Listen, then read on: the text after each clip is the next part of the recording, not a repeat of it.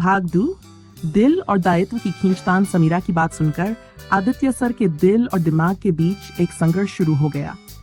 उन्होंने खुद को शांत किया और कहा, समीरा, मैं तुम्हारी भावनाओं का आदर करता हूँ, लेकिन मेरा कर्तव्य एक शिक्षक का है। इस रिश्ते की कल्पना भी मेरे लिए सही नहीं है। समीरा ने गहरी सांस लेते हुए कहा, सर, मुझे पता था कि आप ऐसा ही कहेंगे, लेकिन ये भावना मेरे बस में नहीं है। मुझे ऐसा लगता है जैसे आपसे बात किए बिना कुछ अधूरा रह जाएगा।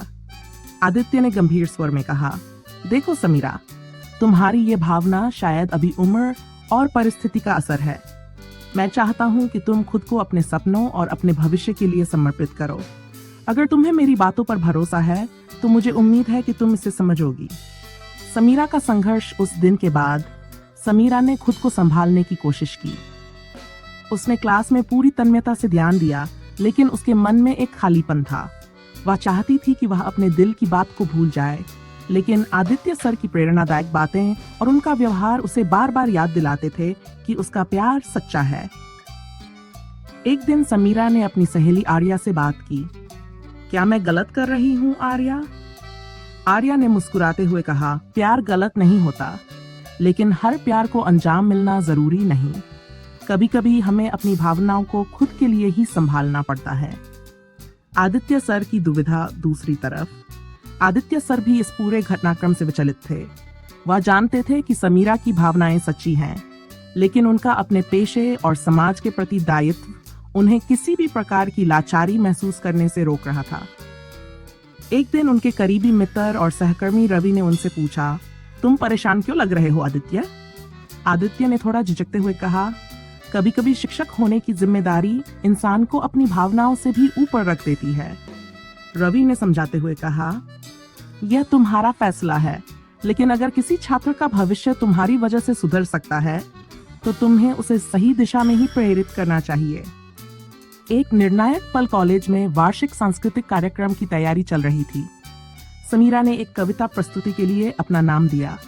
उसने मंच पर आकर एक कविता सुनाई जिसका शीर्षक था अधूरी ख्वाहिशें।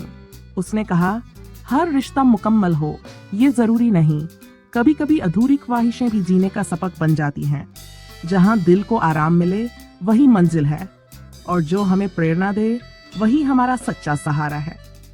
उसकी कविता सुनकर आदित्य सर को एहसास हुआ कि समीरा ने उसकी बातों को समझ लिया है। उसने अपने दिल के संघर्ष को शब्दों में पिरोकर सबके सामने रखा था। कार्यक्रम के बाद समीरा ने आदित्य से मुलाकात की। सर, मैं समझ गई हूँ कि जीवन में हर भावना को सही दिशा में ले जाना जरूरी है। आपने मुझे जो प्रेरणा दी वही मेरे जीवन का आधार बनेगी। आपका धन्यवाद। आदित्य ने मुस्कुराते हुए कहा, मुझे तुम पर गर्व है समीरा। मैं जानता था कि तुम समझदार हो और अपने रास्ते पर मजबूती से चलोगी। एक नई शुरुआत। उस दिन के बाद समीरा ने अपने जीवन को अपने सपनों के प्रति समर्पित कर दिया।